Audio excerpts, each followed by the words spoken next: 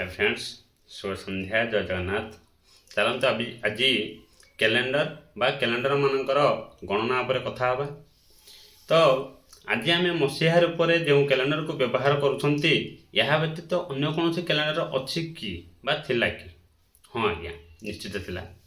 तो आज कैलेंडर सूर्यंकर घूर्णन बा पृथ्वी सूर्य को 365 दिन गोटे थर आवर्तन करें यही आधारित यही घूर्णन गतिपथ उपर आधारित अटे। यह व्यतीत संस्कृत भाषाभाषी लोकों द्वारा लिखा जाइथिबा शाक्य सम्मत बा पुरातन कैलेंडर बोली कहले अत्युक्ति हेब नहीं। ताहार व्यवहार आज बहुत कम करा जाए कारण ताहा चंद्रंकर गतिपथ बा घूर्णन उपर आधारित थिला, जहा टिके डिफिकल्ट होउथिला। तो एक प्रकार कहवा गले सनातन धर्मर जो पर्वपर्वाणी गुड़िक पालित होता है ताहा शाक्य सम्मत उपरे बा शाक्य सम्मत कैलेंडर उपरे आधारित अटे।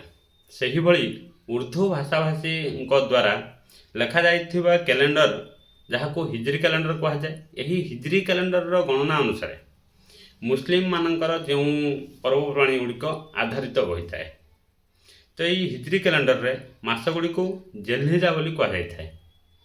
आउ शाक्य सम्मत तो बैशाख ज्येष्ठ अषाढ़ करमती मस गुड़िक थाए। आप शाक्य सम्मत कौन भी भाषार व्यवहार करूँ मस गुड़िक बैशाख ज्येष्ठ आषाढ़ श्रावण एमती ही रही था।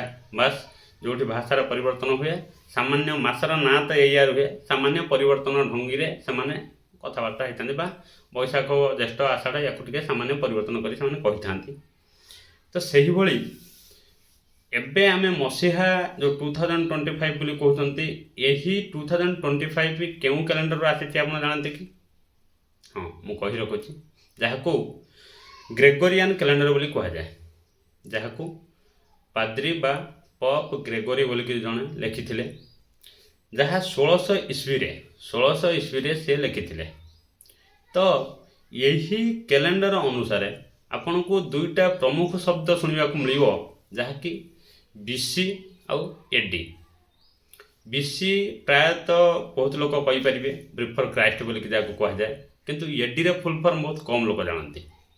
एडी रे फुल फॉर्म जहाँ कि एना डामिनी अटे। एडी बा anno Domini, BC before Christ. जतेबेले पोप ग्रेगोरी यही कैलेंडर निर्माण कले तो से जीशुंकर बा ईसा मसीहर जन्म ठारू मसीहार आरंभ कले तमाने सेठू 0 पॉइंट बोलिक नहीं। आम जदि गोटे टाइमलाइन टाणती ताहले ईसा मसीहर जन्मरू 0 बोलिक से आरंभ करते कैलेंडर। ताठारू आग को जिते दिन बढ़ला तमाने आज पर्यंत 2025 वर्ष बीती अच्छी। यहाँ को ईस्वी बा एडी बोलिक कहते, एना डामिनी बोली कहते। हाँ आ गोटे कथा कही रखा चाहिए, एना डामिनी अर्थ आप जानते कि? यही एना डामिनी अर्थ मो ईश्वर साम्राज्य। तो तमाने से ईसा मसीह को ईश्वर बोली तुलना कर साम्राज्य ये पृथ्वी को तुलना कर मसीहा आरंभ होती तुलना करते। किंतु ता पूर्व तो दिन बीती आउ लोक भी थिले। तो सही सब दिन गुड़ी को से बीसी बा बिफोर क्राइस्ट। तो जीजस को क्राइस्ट बोली कह जाए। जो प्लस चिन्ह बा जो काठर फेम रे बा काठर गोटे करा जाई प्लस बोली टंगा जाइथिला तो ताको क्राइस्ट बोली कह जाए। तो यही क्राइस्ट अनुसार बिफोर क्राइस्ट बा जेबे ठारू ए क्राइस्ट होई नथला बा जेबे ठारू जीजस जन्म होई नथिले तांको पूर्वर दिन गुड़ी को बिफोर क्राइस्ट बोली से कही थांती। तो यही जो कैलेंडर उद्भावक बा आरंभ जे करथिले सी 1600 ईस्वी बा सन आप कहींपारती मसीहा आप कहींपारती बा एडी आप कहींपारती एना डामिनी 1600 एना डामिनी रे यही कैलेंडर को लिखिथिले। तो से केउठिकार लोक थिले आउ एते से लिखिथिबा यही कैलेंडर पूरा विश्व रे केमिति प्रचलित हला चलंतु जानिबा। तो जेते बेले रोम सभ्यता चलथिला, रोम सभ्यता कहले आजिर इटाली ठार आरंभ होई पूरा यूरोप रे प्रसारित होइथिला। यह केते बेले चलथिला 600 बीसी 600 बिफोर क्राइस्ट रे यह ବହୁତ ପ୍ରଚାର ପ୍ରସାର ବା ପ୍ରସାର ଲାଭ କରିଥିଲା। ଏବଂ ସେତେବେଳେ ବିଶ୍ୱରେ ଚାଲିଥିବା ଅନ୍ୟ ସଭ୍ୟତା ଯେମିତିକି ତତ୍କାଳୀନ ଭାରତରେ ମଗଧ ସାମ୍ରାଜ୍ୟ ଚାଲିଥିଲା। ତ ମଗଧ ସାମ୍ରାଜ୍ୟ ସେତିକି ବିସ୍ତାର ଆଉ ସେତିକି କଳାକୃତିରେ ଉତ୍ତୀର୍ଣ୍ଣ ଆଉ ଉନ୍ନତି କରିପାରିନଥିଲା ଯେତିକି ରୋମାନ ସଭ୍ୟତା କରିଥିଲା। ତ ଏହି ରୋମାନ ସଭ୍ୟତା ବହୁ କଳାକୃତି ଏବଂ ଡିଜାଇନିଂ ଆର୍କିଟେକ୍ଚର କୁହନ୍ତୁ ସବୁଥିରେ ବହୁତ ସୁନ୍ଦର ଭାବରେ ଉନ୍ନତି କରିଥିଲା ଏବଂ ସୁସଜ୍ଜିତ ଭାବରେ ବିଲକୁଲ ବ୍ୟବସ୍ଥିତ ଭାବରେ ରୋମାନ ସଭ୍ୟତାର ଲୋକମାନେ ସେତେବେଳେ ବହୁତ କହିବାକୁ ଗଲେ ନଲେଜବୁଲ୍ ଥିଲେ କହିଲେ ଅତ୍ୟୁକ୍ତି ହେବନି। ସେମାନେ ବହୁତ କିଛି ବହୁତ ସୁନ୍ଦରିତ ବ୍ୟବସ୍ଥିତ ଭାବରେ ବ୍ୟବସ୍ଥିତ ଢଙ୍ଗରେ ରୋମକୁ ସଜାଇଥିଲେ ବା ୟୁରୋପକୁ ସଜାଇଥିଲେ।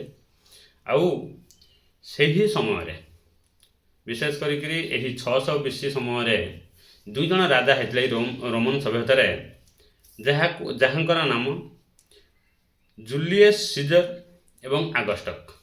ଏହି 2 ଜଣ ବହୁତ ପ୍ରମୁଖ ରାଜା ଥିଲେ ରୋମାନ ସଭ୍ୟତାରେ।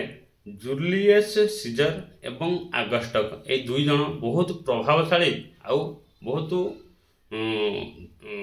ସକ୍ସେସ୍ ରାଜା ଥିଲେ, ଯାହାଙ୍କର ନାଁକୁ ମନେ ରଖିବା ପାଇଁ ପରବର୍ତ୍ତୀ ସମୟରେ 1600 ବା 1600 ଇସ୍ବିରେ ବା 1600 ADରେ ଯେତେବେଳେ ପପ୍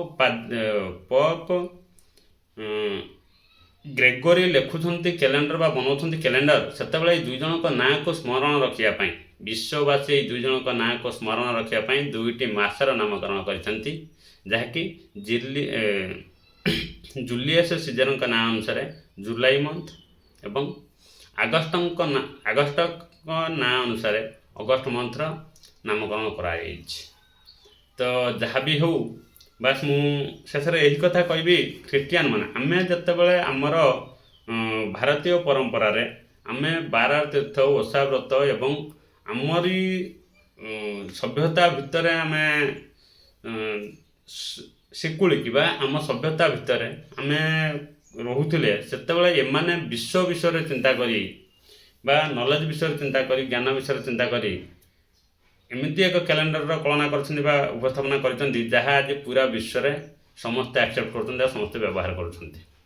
ତ ଯାହା ବି ହେଉ, ଖ୍ରୀଷ୍ଟିଆନ ମାନେ ସବୁବେଳେ ଧ୍ୟାନ ଦେଇଛନ୍ତି ଏଜୁକେସନ୍ ଉପରେ। ସେମାନେ ଧର୍ମକୁ ଏତେ ଇମ୍ପୋର୍ଟାନ୍ସ ନ ଦେଇ ଏଜୁକେସନ୍ ଉପରେ ବହୁତ ଇମ୍ପୋର୍ଟାନ୍ସ ଦେଇଥାନ୍ତି, ଯାହାକି ଏହି ଇମ୍ପୋର୍ଟାନ୍ସ ଦେବାର ମୂଲ୍ୟବୋଧ ରୂପରେ ଆଜି ପୁରା ବିଶ୍ୱ ସେମାନଙ୍କ ଦ୍ୱାରା ସଂରଚନା କରାଯାଇଥିବା ବା ଗଢ଼ାଯାଇଥିବା କ୍ୟାଲେଣ୍ଡରକୁ ମାନ୍ୟତା ଦେଇଅଛି ଏବଂ ମାନୁଅଛି। ତ ଜୟ ଜଗନ୍ନାଥ। ଯଦି ତଥ୍ୟ ଭଲ ଲାଗିଥାଏ ତେବେ ଫଲୋ କରିବେ, ଲାଇକ୍ କରିବେ ଏବଂ ଆଗକୁ ବଢ଼ାଇବେ, ଅନ୍ୟମାନଙ୍କୁ ଜାଣିବାର ସୁଯୋଗ ଦେବେ।